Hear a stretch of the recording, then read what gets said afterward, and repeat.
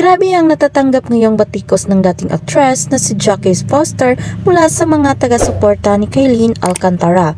Ito'y matapos niyang sagutin ni Jackie ang mga hate at mean comments ng mga netizens sa mga cryptic post sa social media na pinaniniwalaang may connect sa breakup ng anak niyang Kobe Paras at Kailyn. Sandamakmak na komento ang nabasa kabilang ang galing sa mga fans ni Kailyn na matapang na nagtatanggol sa kanya sa umano'y mga patusada ni Jackie. May mga nagtatanggol naman sa nanay ni Kobe pero mas marami ang nabad trip sa dating actress na nagsasawing huwag na raw sana siyang makialam at umepal sa paghiwalay ng celebrity couple. Yung ama nga na parati kasama ni Kobe at Kailyn tahimik lang ikaw pa na malayo at minsan lang makita.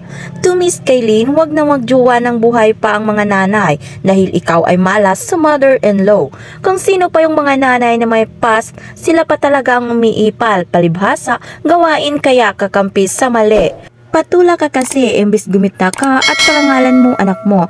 To the rescue ka, akala mo na dihado anak mo. Lalaki yan, dapat turuan mo maging responsable. Hindi yung obvious na kakampi ka kaagad. Bilang magulang at nakakatanda, both side alamin mo para pareho mo silang maparangalan ng tama. Yan ang tunay na magulang. Samantala, matapang na sinagot ng dating actress na si Jackie Foster ang mga netizens na nambabasag at nanghusga sa anak niyang si Kobe Paras.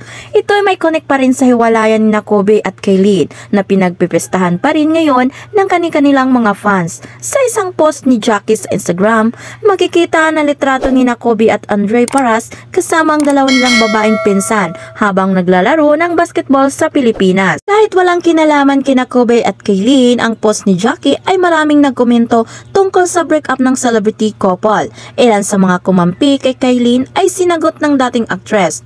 Heret ng isang netizens, hindi obra tong mga to sa katarayan ni Jackie, laughing emoji. Kung sino si Carmina Mataray, ito maldita, back of fangs. Tinawag naman ng isang IG user si Kobe na cheater. Imagine imbis mapabuti ang breakup, makikisali talaga ang magulang as if hindi kayo naging manipulative sa mga exes nyo.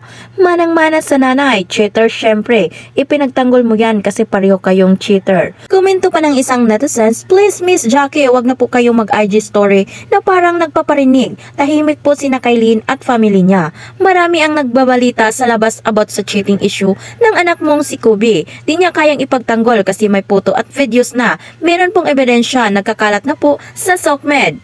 Kaya wag na po niyong itolerate ang mga maling ginawa ng anak nyo. Baka pati yung issue nyo before ay halongkatin ng mga basher. Well, ni Jackie, that's not true. Please check your facts. I have proof.